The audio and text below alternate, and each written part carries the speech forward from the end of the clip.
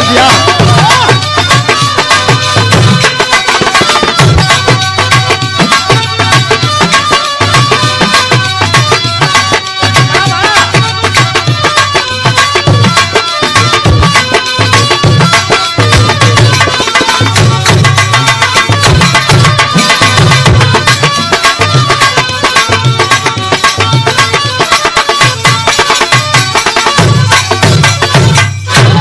अच्छा बाबू, बिरहा सुनने वाले सभी श्रोता बंधु, हम गायक कलाकार अमरनाथ यादव, ग्राम पोस्ट बौरी, जनपद गाजीपुर, एक मैं बिरहा पेश करने जा रहा हूँ जो ने बिरहा का नाम बा वतन के नाम जिंदगी।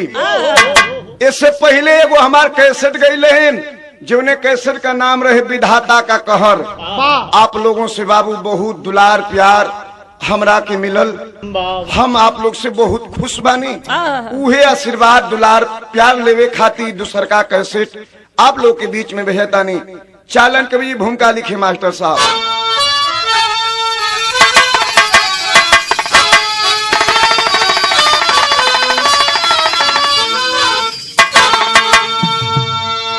शान सम्मान परिसर उठा कर चले, ना झुकाए कभी शीश जंगे समर में। बढ़ा जब कदम आगे बढ़ते गए, पीछे मुड़कर न देखे कभी वो डगर में। मिट जाए भले उनको मंजूर है, पर नीलामी का सौदा वह करते नहीं। हमें हिंदुस्तानी गुलिस्ता हमारा, कभी मौत से वीर डरते नहीं।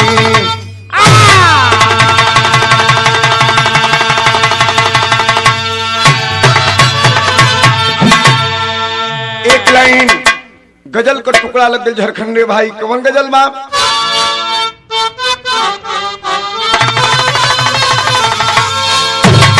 जब प्यार किया तो डरना क्या रे,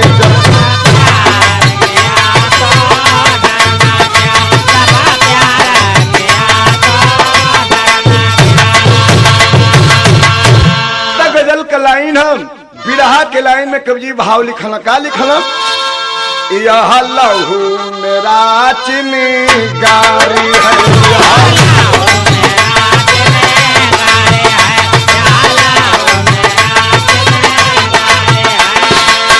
जननी जन्मभूमि स्वर्ग से बढ़ के, जननी जन्मभूमि स्वर्ग से बढ़ के, कसर का गम कतिकारी है। यह लहू मेरा चिंगारी है।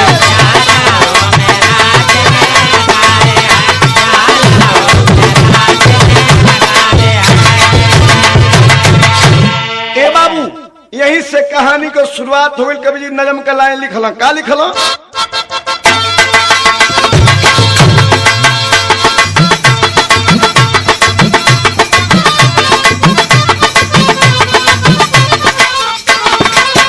मिटे जो आन पर 100 बार बंदगी है, समझो जरा उस पीर की वतन ही जिंदगी है।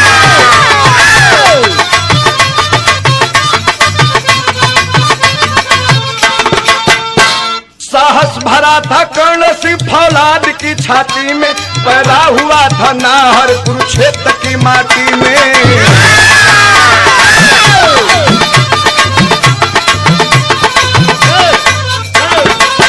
बटालियन कुमाऊं में भारती जब ज्वान हुआ, बटालियन कुमाऊं में भारती जब ज्वान हुआ, वतन के सरहद पर तैनात सेना तान हुआ।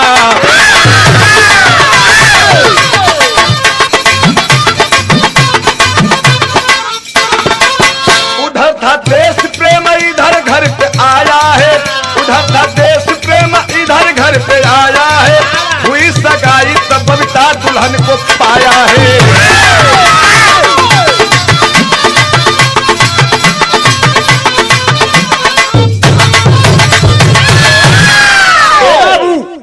कहानी समझला।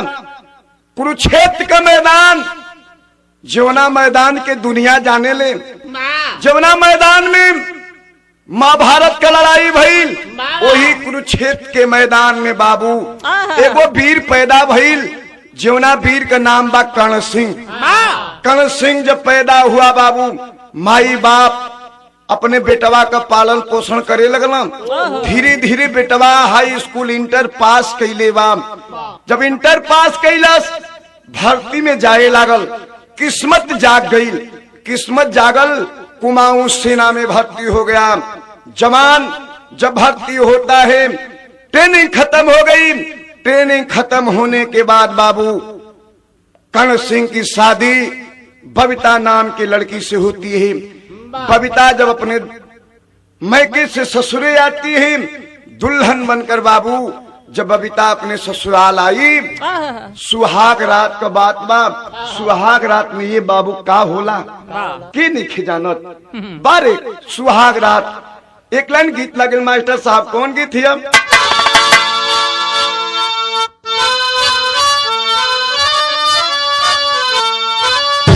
अरे वही गीत है बाबू, आगवना करा के नुसैया,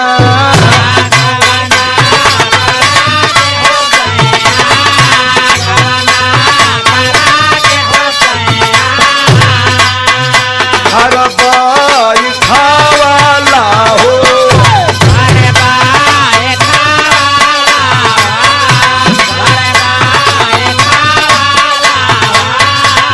किया हो हमारे सासुई नदिया तनवा के मारनी हो रहा, किया हो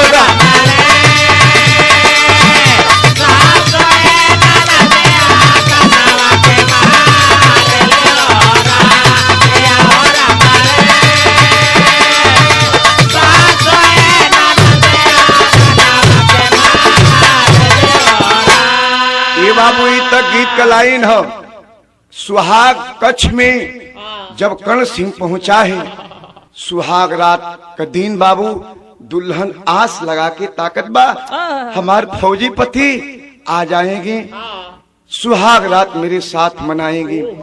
ये बाबू जब कर्ण सिंह अपने दुल्हन की सेज पर पहुंचा है, तब हईल का आए हमारी सुहाग की रतिया,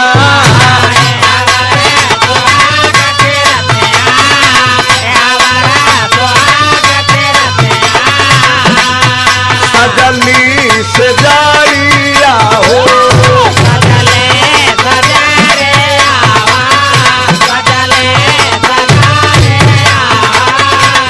किया हो हमारे दूल्ही दुल्हरावा कबलूटावेली हो रहा, किया हो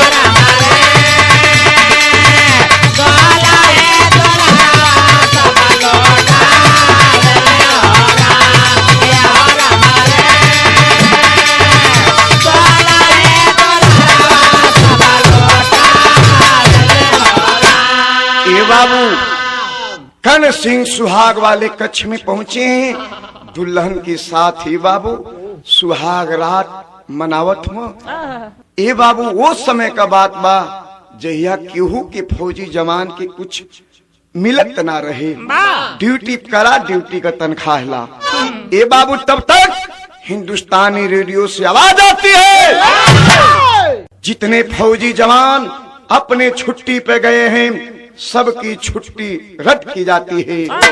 जब कर्ण सिंह सुना तमा के बाबू अपने दुल्हन की सेज से कूदा, दुल्हन पकड़ लेती है। सैया कहाँ जाता रहा सैया, बहुत दिन से आस लगौली, बचपना में माई बाबू मर गिला तो के सैया जब हम पौले जहिया सुनली कि हमार सैया फौजी जवान हुआ, करेजा हमार वो दिन दूना हो गए। सैया कहना प्यारे का कहत हूँ, असंकट में देश पड़ली बा,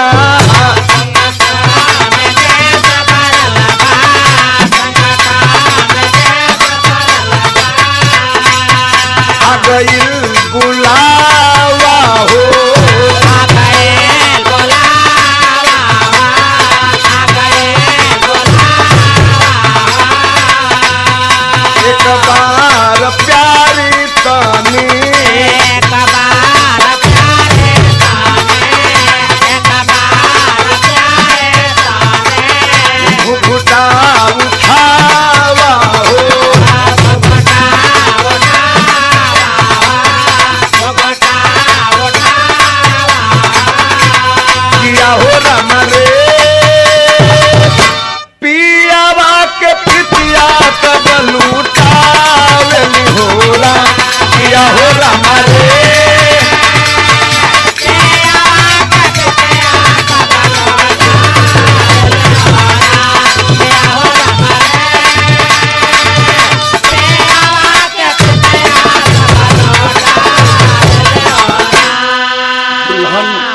ए बाबू दुल्हन अपने पति का पैर पकड़ लेती है।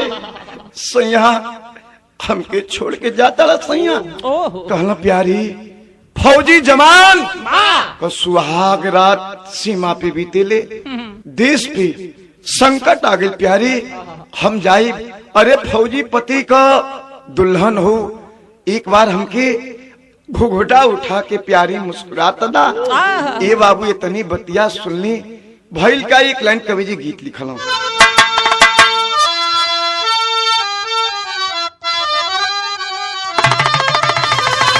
उहे गीत बा किस्सा किस्सा अलगे अरे सब भी होई जाला, कटावा से अलगे गुलाब होई जाला।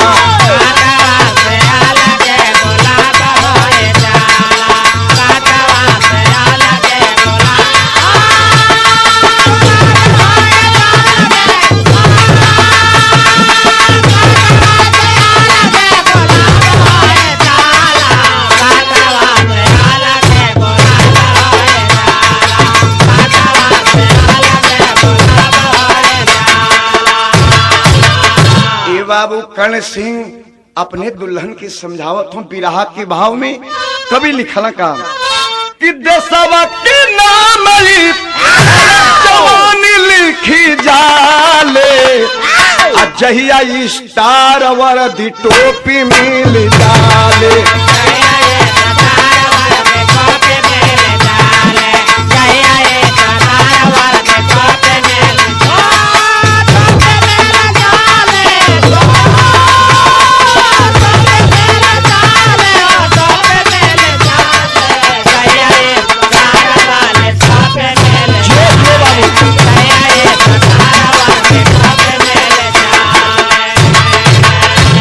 कहना प्यारे जायदा प्यारे एगो बात कहना का आई बे लवट के होई प्यार से मिलाना,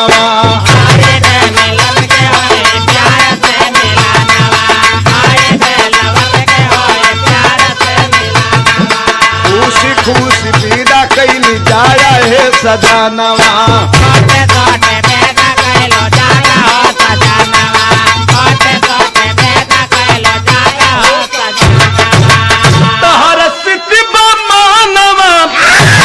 अरे गुलाबी खिली जाले, जहिया स्टार वर्दी टोपी मिल जाले।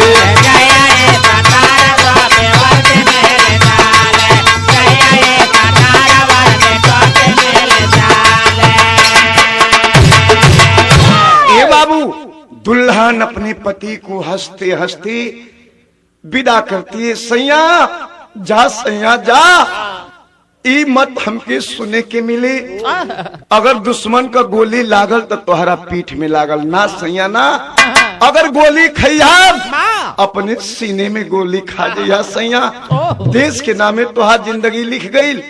अपने दुल्हन की बात मान के बाबू कर्ण सिंह चल देता है, अपने ड्यूटी पे पहुंचा, जम्मू बॉर्डर पे पहुंचा बाबू। जीवना आर्मिया सेक्टर पे जब पहुंचा है, अधिकारी लोग इंतजार कर रहे हैं कब जवान आएंगे।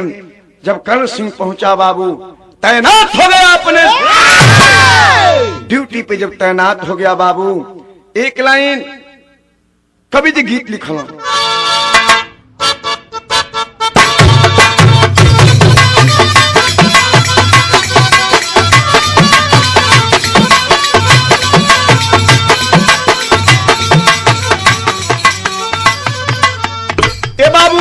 कर्ण सिंह जब अपने ड्यूटी पे पहुंचा है, दोनों तरफ से फायरिंग शुरू हो गई। फौजी जवान कर्ण सिंह एक ही बार में 5 आतंकवादी को मारा।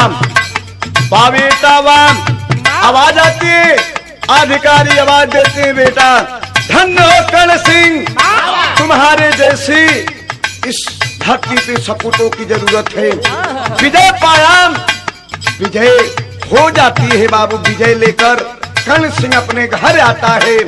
दुल्हन देखले हमार फौजी सैया विजय पाकी घरे आ गई।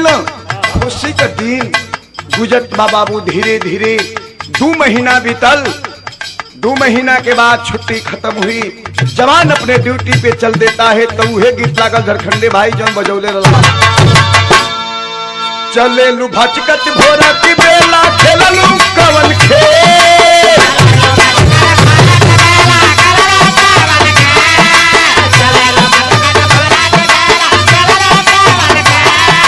चले लू भचकत भोरा की बेला खेललू कवन खेल। माला वाला ये भौजी माला वाला ये भौजी कमर में करुआ तेल।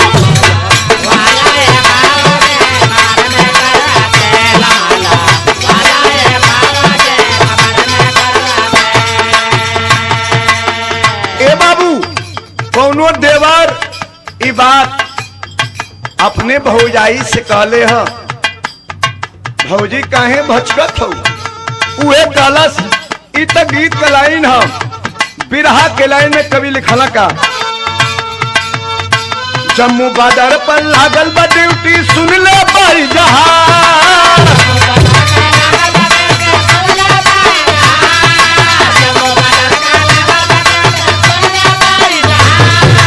जम्मू बॉर्डर पर लागल बा ड्यूटी सुन ले भाई जहां। रे हवन बेदब बात हो देखबा सीना एक तार।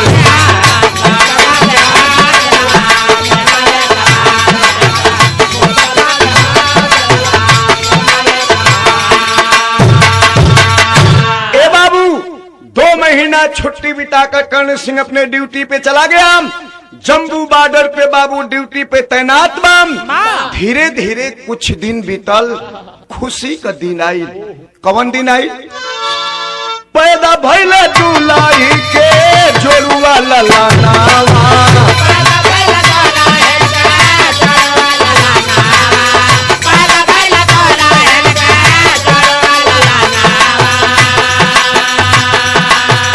भेजली संदेश जहवा रहल सजनावा।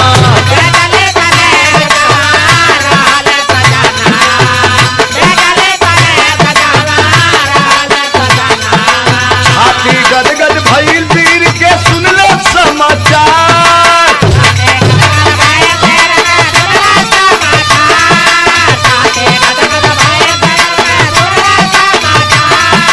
छाती गदगद भइल वीर के सुनल समाचार। ये हवा बात हो देखबा दिन एक तार।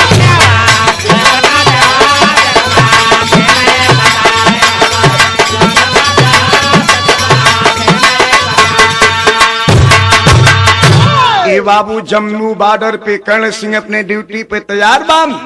धीरे धीरे 8-9 महीना बीतल। अतौले खुशी का दिन आयल। उनकरे अर्धांगने के तन से बाबू बहुत ही होनहार जुड़वा बेटा पैदा भइलम। जब जुड़वा बेटा पैदा भइलम, दुल्हन अपने पति को लेटर में लिखती है, सैया सैया भगवान हमने खातिर 2 गो बेटा दिले हुआ। एगो तो तोहार रही एगो हमार। कहना प्यारी जब लेटर पौना लेटर में जवाब देना प्यारी इनमें कोनो बंटवारा कैले का काम ना हो। अरे दोनों तोहार हुआ दोनों हमार हुआ। आज जहिया छुट्टी आई ना अब पूरे गांव जवार के निमंत्रण दे के अपने दरवाजे पर सबके भोजन कराई। तमाम सपना सजावट हुई। ये बाबू एक दिन तो एगो घटना घटल। कौन घटना घटल? एक लाइन गीत बा।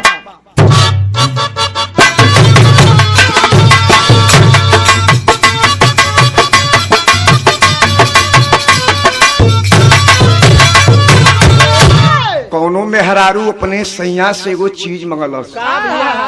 अरे हमारे पाय जे अरे हमारी पाय जेब राजा हीरा जड़ाता।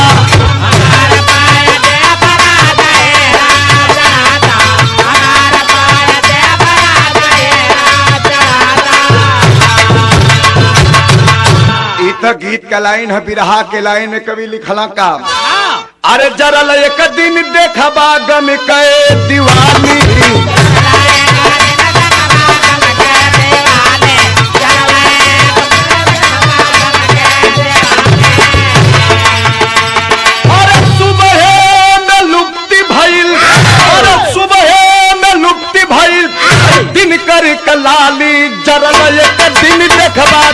के दिवाली।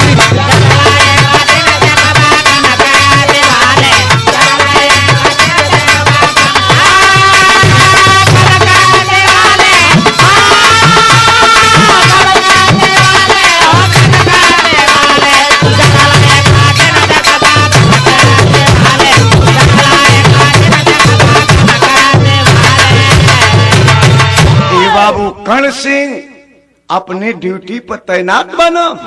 सुबह ही की बेला में ये बाबू यही सूर्य की रोशनी लालिमा दिखाई देती है बाबू, तब तक एगो घटना घटल का औ चुका दुश्मनी किए बमबारी, राइफल उठा के बढ़ा है अगारी।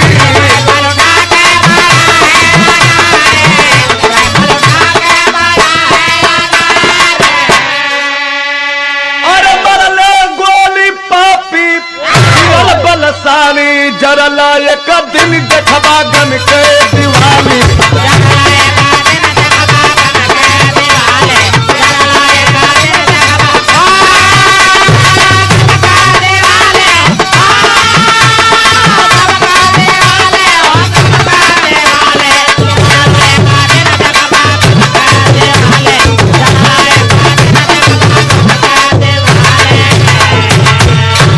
ए बाबू कर्ण सिंह अपने ड्यूटी पे तैनात है। सुबह की बेला में तब तक आतंकवादी राइफल उठा लिए, गोली को बौछार करे लगला। कर्ण सिंह जब देखा अरे ये तो आतंकवादी है, अपने भी राइफल उठाया, आवाज किसी को नहीं दिया, अपने साथी को नहीं बुलाया, तमतमा उठा, राइफल चलाना शुरू कर दिया। ये बाबू सुबह ही कलाली लुप्त हो गई। भैल का बाबू बिरहा की शैली में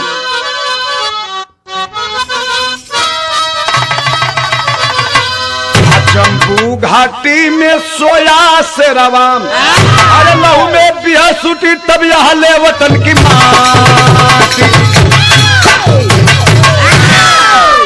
लहू में बिहस उठी तब हले वतन की माटी, जम्बू घाटी में सोया सिरवा। ये बाबू मेरे देश का जवान धरती माँ के ऊपर गिर गया। भारत माता की जय, भारत माता की जय जयकार गुज रहा है। ये बाबू भैल का आन मान सम्मान के खातिर, अरे आन मान सम्मान के खातिर कर्ण सिंह बलिदान हुआ। तिरंगे में लाश सजा के वीरोचित सम्मान हुआ। घर पर खबर जब आई है, अरे घर पर खबर जब आई है, बबीता रोकर बेहाल हुई। पवन नयन सिंह जब गोद में जिंदगी महाजंजाल हुई। ए बाबू मतारी दोनों बेटवन का नाम, बड़का बेटा का नाम पवन, छोटका बेटा का नाम नयन सिंह रखले हैं। 5 महीना बीतल हो बाबू, इहो तो दुगो बेटवा अब भागा हुआ ना, अपने बाप का दर्शन ना कर पौला, बाप अपने बेटवा के ना देख पौला।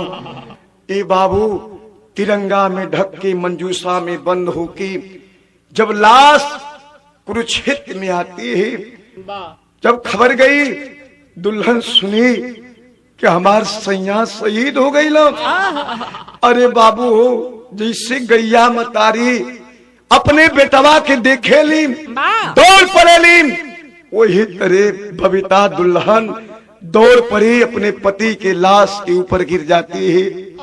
रो के कलश सैया हो, ठीक ना कैला सैया, गैला जरूर, हमसे वादा कैले रहला कि प्यारी हमारी है दुगो तुहार लाल पैदा भइलम, उन्हनो का दर्शन ना कर पौला। ए बाबू रो के कहलस का एक लाइन गीत लागल भैया।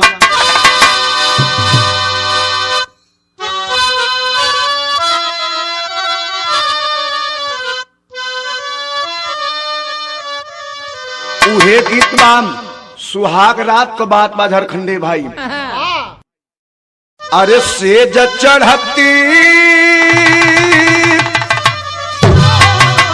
अरे सेज चढ़ती डरा लागे मोरी गोइया, असेज चढ़ती डरा लगे मोरी गोइया सैया घुघटी पता खोले हो राजा घुघटी पति खोले।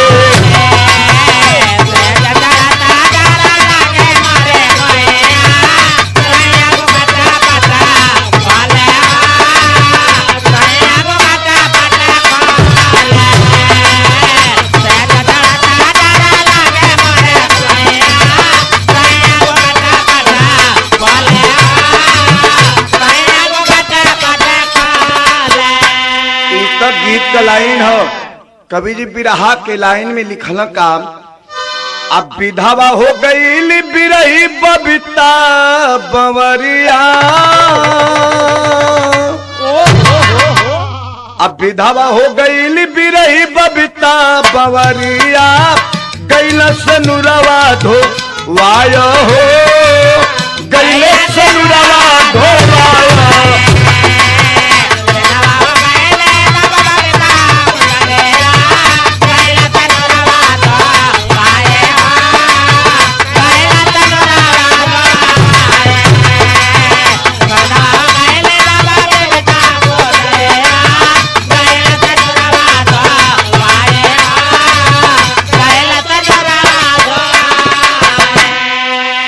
बाबू बबीता जब सुनलस सैया शहीद हो गई ना, रोवत थी धोवत थी। राष्ट्रीय सम्मान के साथ बाबू लाश जब श्मशान घाट पहुंची चिता में आग लगावल गई। ए बाबू दुल्हन अपने पति के चिता में आग लगाती है। परमात्मा से उल्लाहना दल से प्रभु का हम तुहार बिगड़ले रहने प्रभु, हमारे किस्मत में ये लिख डाला। गांवपुर के लोग समझावत हुआ मत रो बेटी मत रो। अरे बबीता तोरे एगो कर्ण सिंह गईला तो भगवान तोरा के दूगो कर्ण दिले हुआ। बारे मतारी दाह संस्कार करके आती है, अंतिम क्रिया भी करती है। धीरे धीरे कुछ दिन बीतल, अब तो मतारी विधवा हो गई। विधवा हो गई दर दर का ठोकर खाते। समय से बाबू कहियो भोजन मिले कहियो ना मिले। सालत बा एगो बात का एक तमरा नवा दिल में साले बलम के दुखवत दिनवा दिखायो हो दुखवत दिनवा दिखायो।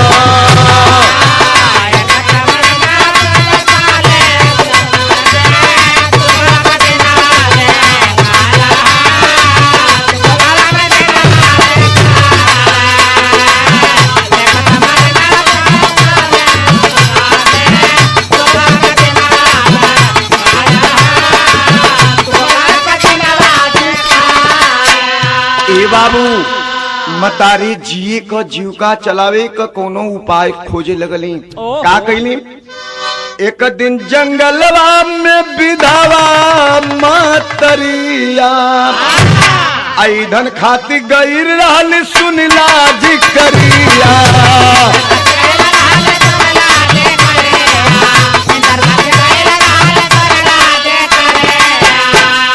दसलिया सर पे छूटी गईला परनवा।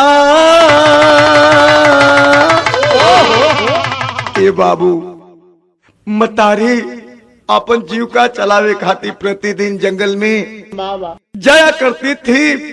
लकड़ी काट के बाबू वही से अपन जीविका चलावत बानी। धीरे धीरे 2 बरिस का दिन बीतल बा। एक दिन मतारी दोपहर की बेला में ये बाबू जंगल से लकड़ी काट के असर पे यही बोझा को अपने उठाते हैं। तब तक उसी जंगल से विषैला सांप निकला, दौड़कर पहुंचा उस बबीता मतारी के ऊपर, पैर को छान लिया, मतारी को सर पर डस दिया। बचाओ बचाओ की आवाज दे रही है माँ, मगर उस जंगल में ये बाबू केहू नहीं खे जिस सर्प से बचा ले। मतारी उस सर्प डस दिया। डसने के बाद सर्प ऑटोमेटिक अपने छोड़ दिया। छोड़ने के बाद फिर जंगल में चला गया। बबीता मतारी आवाज देते रोते जंगल से भाग रही है। जंगल के बाहर जाते जात बाबू बिक तो भिन गई, मतारी धरती पे गिर गई। जब धरती पे गिरी मुंह से गाज बिगत बाम कि वो भाई वही रास्ता से जात रहे। अरे ये तो कर्ण सिंह की दुल्हन है। अपने गोद में उठा लिया, दौड़ते गांव के लोग को आवाज दे रहा है, दौड़ो गांव वाले हो, कर्ण सिंह के दुल्हन को कुछ दस दिया है। ए बाबू कितना हूं दवा उपचार भइल, मतारी बचना पौली, इस दुनिया को छोड़ के जुदा हो गई। दोनों बेटवा अनाथ हो गए। दोनों बेटवा बाबू रो के एगो बात कहला, का कहला, कौन गीत लागल भैया?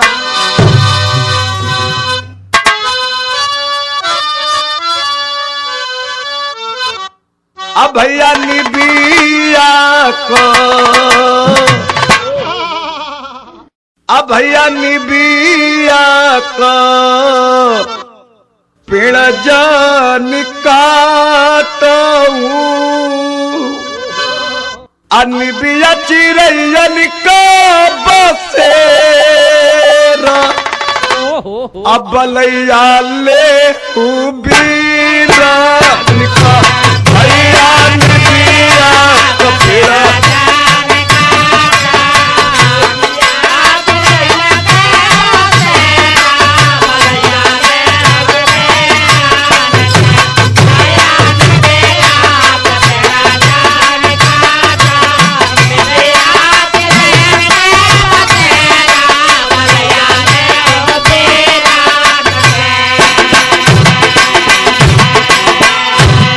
बाबू इत गीत है। दोनों बेटवा मतारी के सर पे गिर गए, छाती पीट के रोत हम रोवे ललाना, अरे रोवे ललाना यारावा के फारी, ममता मतारी मोरी तोरी हमानी के छोड़ी गई ना, रोवे ललाना यारावा ममता मता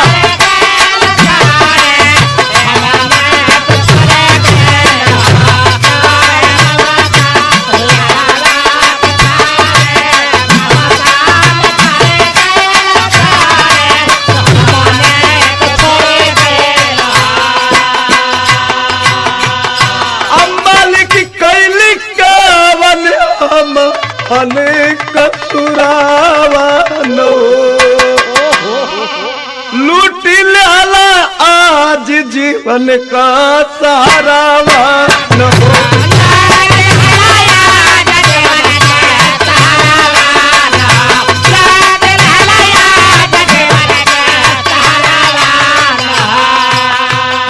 काहे दियाला जारावा के गोरी हमनी के छोड़ी गई ना।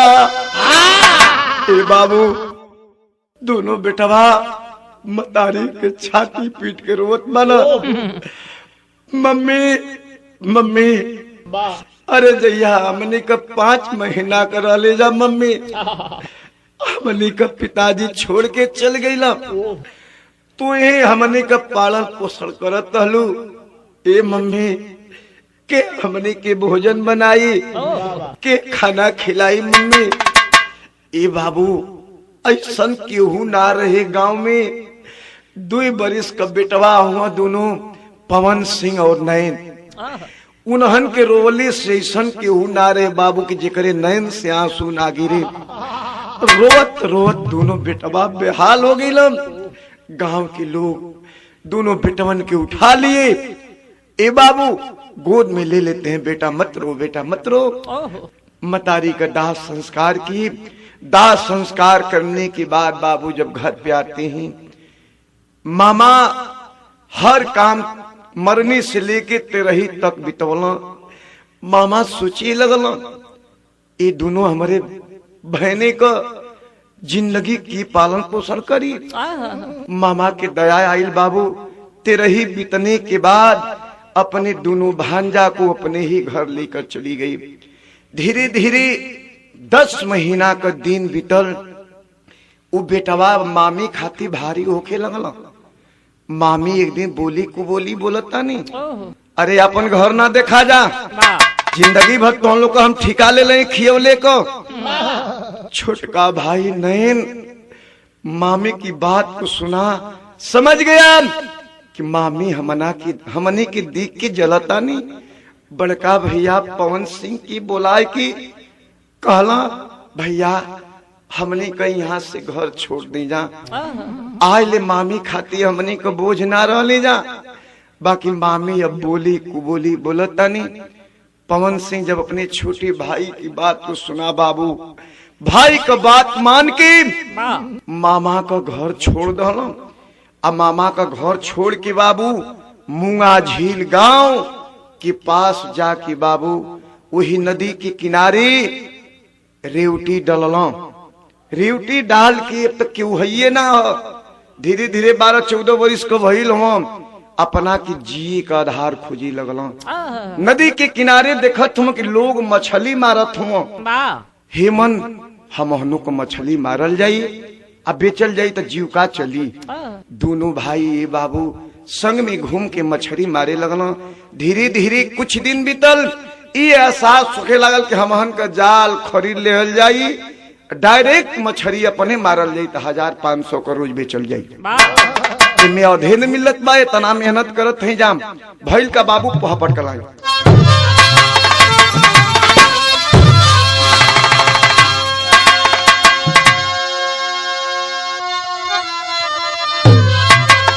अरे मछली मार कर करते पेट पाला नवा दिनवा पातरबाम। अरे मछली मार कर करते पेट पाला नवा दिनवा पातरबाम। हवर विधि कर आज बेबाली खानवा दिनवा पातरबाम।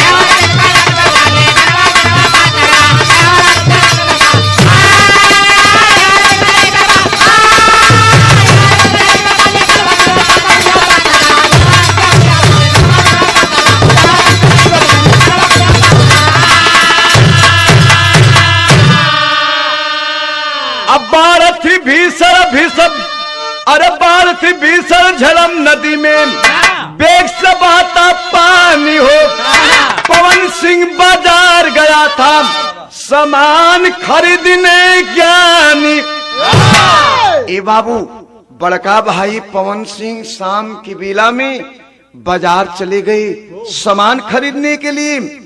मछली के लालच में ये बाबू छोटका भाई नयन जाल उठाया और उस झेलम नदी के बीच में जाल को बिगा।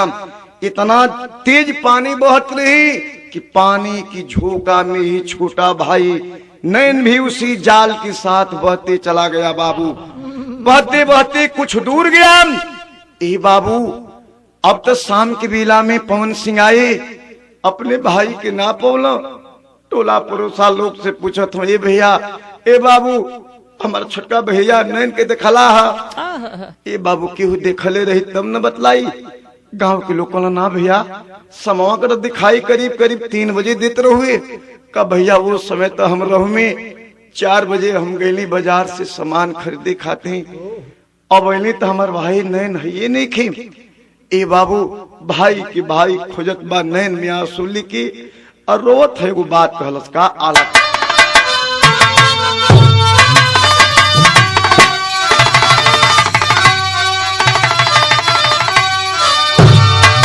जैसे रोवे राम भैया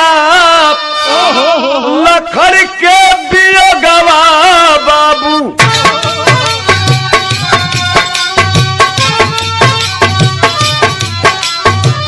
वैसे रोवे पवन सिंह बरसे आसूदा।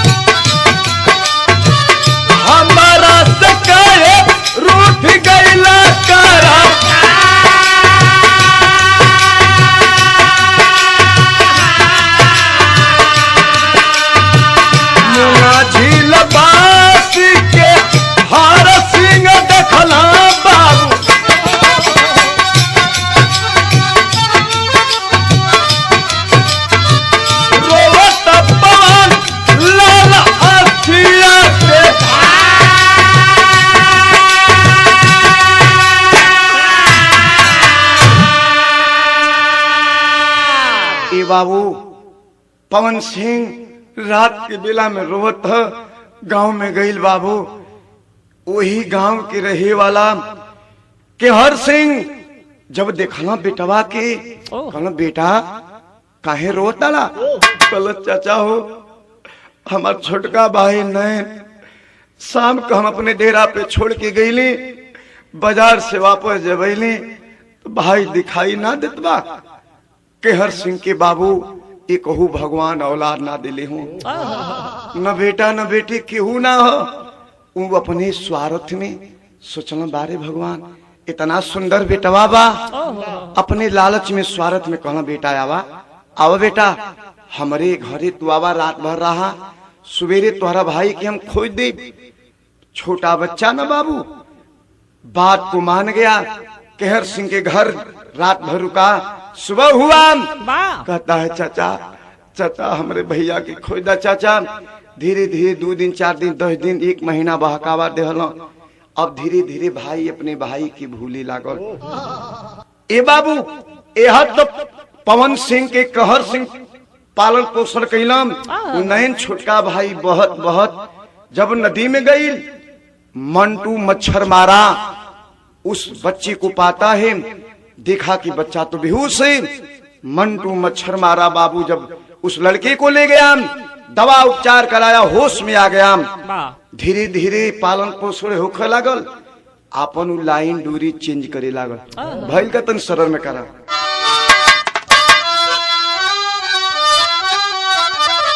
ए बाबू रोवत पवन लाल छातिया के फार।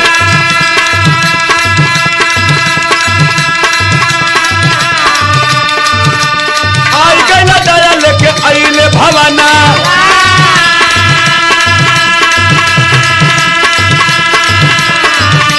कैले पलनवा पढ़ौले सरकार। भूली भाती भइल इंस्पेक्टर बनी गई।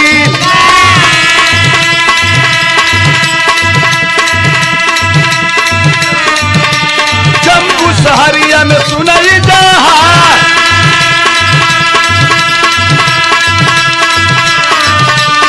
हवा नयन सिंह गुंडा भारी बना।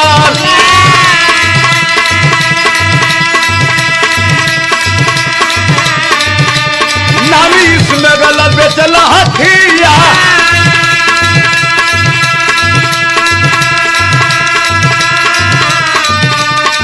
भली मुखबीर जम्बू मेन चौकवा।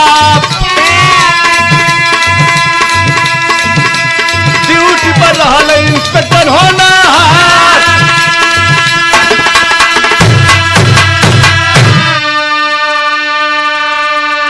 ए बाबू नैन सिंह अपने लाइन डोरी को चेंज कर दिया, गुंडा बदमाश हो गई, स्मगलर हो गई, हथियार सेल करने लगा। यह जौन पवन बेटवा कहर सिंह के घर पालन पोषण होते धीरे धीरे इंटर पास कैलस, खुली भर्ती भइल, किस्मत जाग गई, पुलिस इंस्पेक्टर बन गया। पुलिस इंस्पेक्टर बनने के बाद बाबू जम्बू मेन चौक पे ड्यूटी पे तैनात बा। तब तक मुखबिरी हुई, सर इसी राष्ट्रीय सी बदमाश अपनी गाड़ी से आ रहे हैं, उस गाड़ी में हथियार लैस रखा गया है, अपने पुलिस जवान को बुला लेते हैं। पवन सिंह ड्यूटी पर तैनात हो गए। अब कवले ये बाबू वही रास्ता से चौक से जब गाड़ी क्रॉस कैलस, पुलिस इंस्पेक्टर इशारा करते हैं गाड़ी रोको। इशारा बाबू जब देखी बदमाश गाड़ी को रोके नहीं। ए बाबू जब गाड़ी ना रोकल तो भइल का, अरे ड्यूटी पर रहल इंस्पेक्टर होना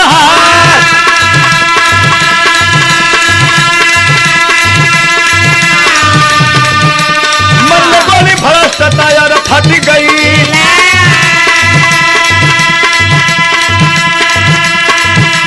कैले बदमाश तब गोली का बौछार,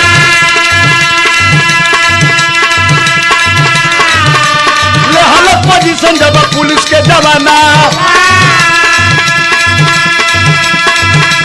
ले हालत पोजीशन जब पुलिस के जवाना, गिरी गए रानामा में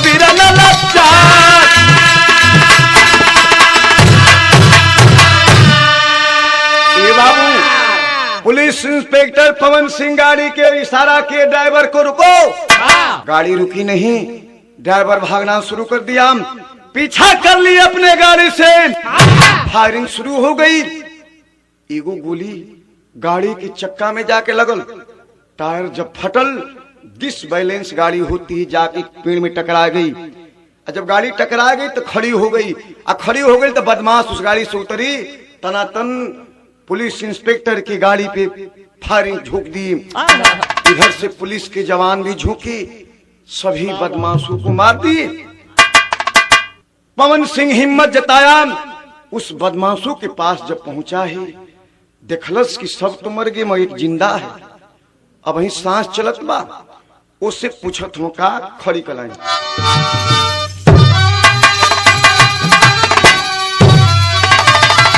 बन के देश द्रोही जब कोई बाया गया, हाथ में मिल जाई सुगनमा भारत के बगिया।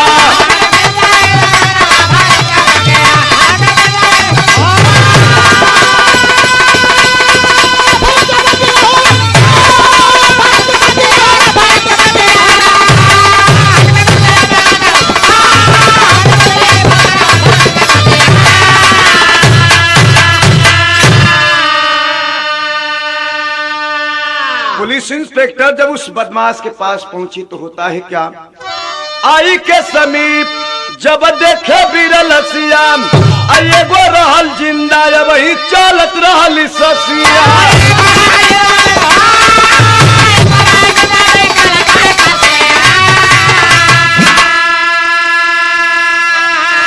हम सकल चेहरा लख के पूछे तागिया, हाथ में मिल जाए सुगनवा भारत के बगिया।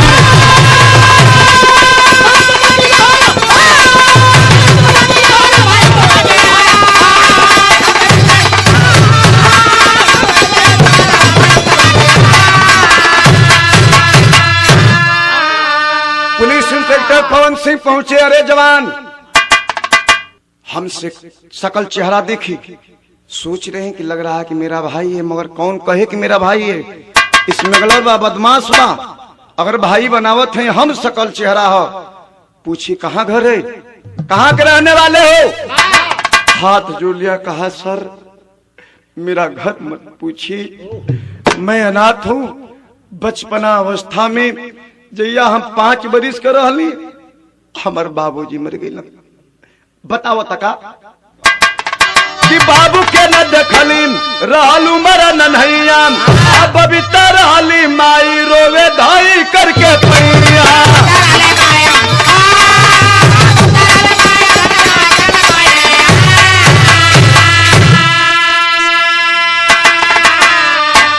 जोड़ुआ भाई रहले मोर पवन सिंह जोगिया, हाथ में मिल जाए सुगनवा भारत के बगी।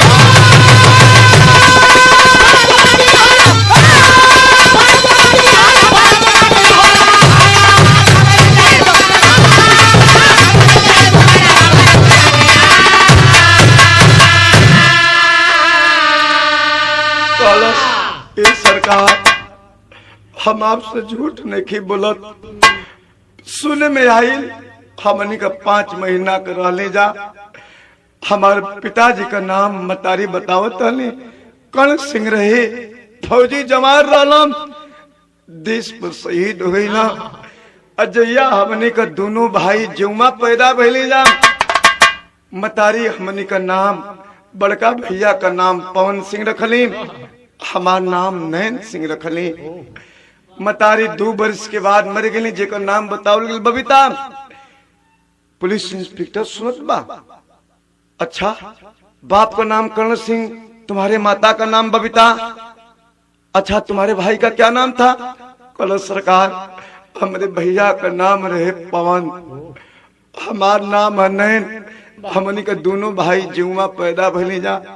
कल सरकार हम कैसे बदमाश भइले, साधन ना भइले बतावता कि नदिया के धार बहलीन सुनीला बिरनमा, अब बेटावा के कारण कैली ऐसन करमा।